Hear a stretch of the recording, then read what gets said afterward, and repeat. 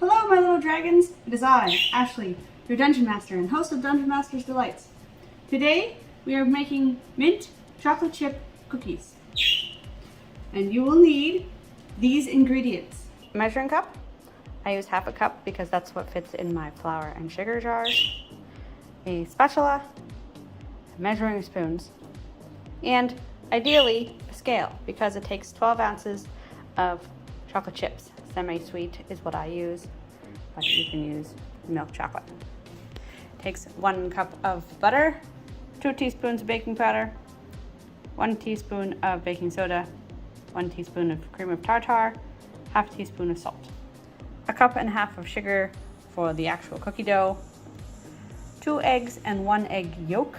I put the egg white in the fridge because I have another recipe that can use it. Green food coloring and mint extract. The recipe calls for peppermint.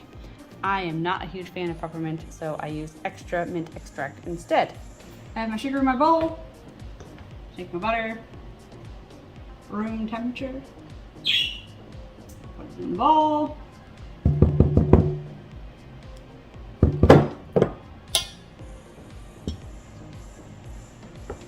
Take it over to my stand mixer. Take you over to my stand mixer. We are creaming the butter and the sugar together so it is thoroughly mixed. More or less until it looks like this. Then we add the eggs.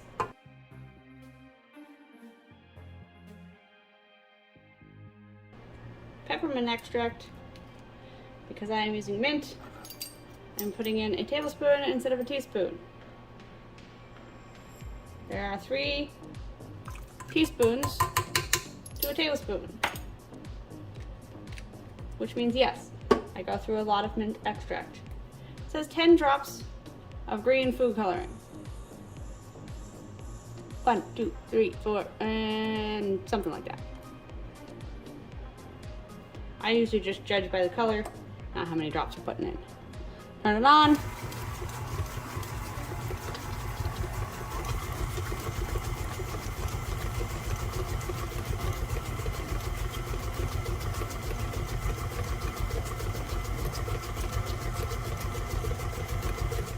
Scraping sides with my spatula. Easier to do if I lift the top up.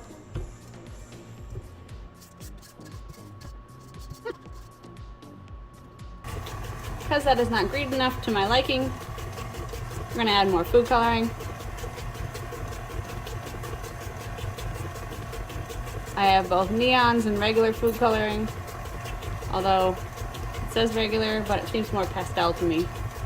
So we'll add some neon and see if that works.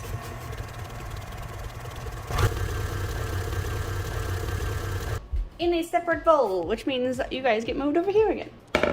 Separate bowl. We need 3 1/4 cups of flour. I always sift my flour. It makes for a better cookie, or bread, or bar, whatever it is you're actually making.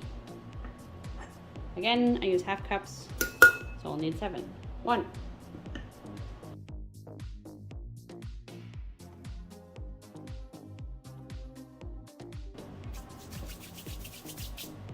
Since we're also adding all of these things, I'm going to put them in here so that the sifting process also mixes it.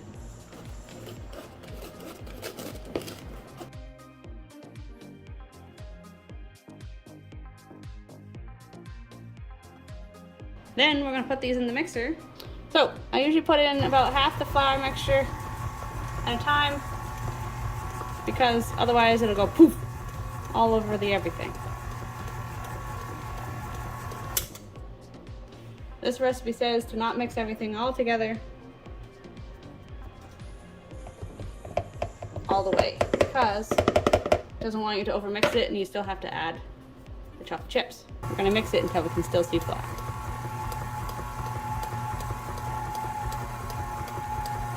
Like so. You add your chocolate chips. You're more than welcome to chop some of them finer. I never have.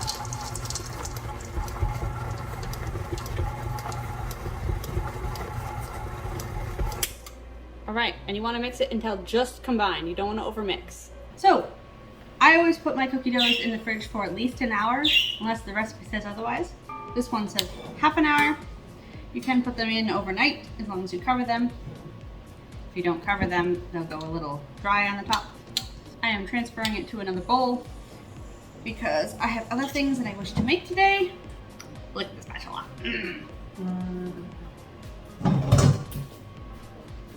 You only ever get to do that when you put it in the sink. At least when you're baking for other people. When you're baking for yourself, feel free to do whatever. Bowl cover and to the fridge. Now with the magic of editing, we'll make cookies. So, it's been an hour. In all reality, it's been more than an hour, but we're gonna pretend. My cookie dough doesn't look any different really. My cookie sheets with parchment paper on them. And then we are going to scoop cookie dough.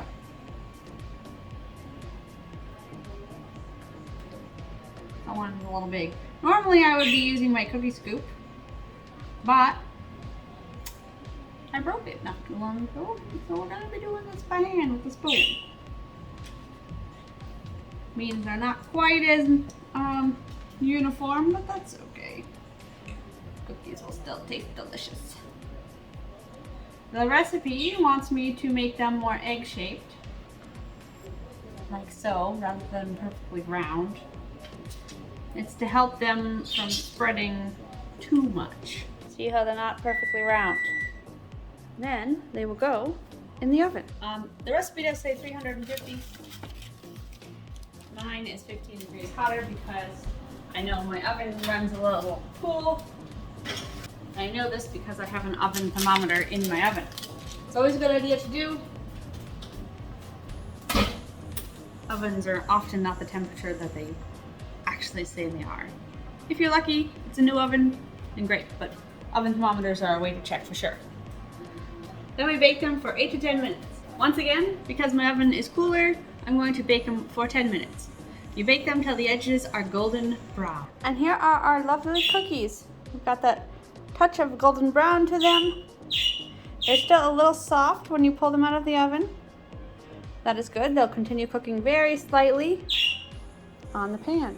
The only step left is to let them cool a little bit and then try one. Let's taste it.